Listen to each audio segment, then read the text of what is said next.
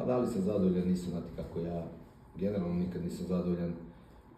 Mislim da smo bili bliži pobedi u svakom slučaju.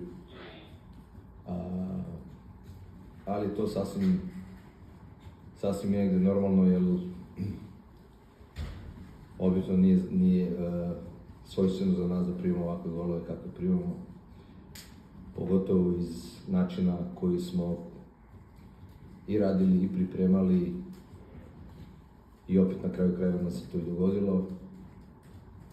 Ono što mogu da kažem to je da sigurno nama je poslednja linija totalno nova, jednostavno za njih je ovo prva utakmica, prvi derbi, uvek derbi donosi nešto koliko god mi psihološki želeli da ih negde pripremimo za sve to, uvek dođe malo ta neka trema i mislim da kod pojedinih igrača, pogotovo u prvom poluvremenu, a bukvalno tih 2-3 metra koje su trebali negde da stoje, onako su malo okovali noge, ali na kraju krajeva, rekao sam, to je neko vreme sazrevanja i idemo dalje i drago mi je što su ovakve utakmice, što se i to desilo danas na derbiju.